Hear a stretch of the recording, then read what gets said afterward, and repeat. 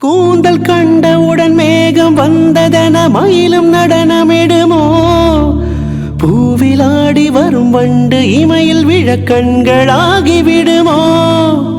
தேடி தின்று விட ஆசை கிள்ளுதடி தேனில் செய்த இதழோ?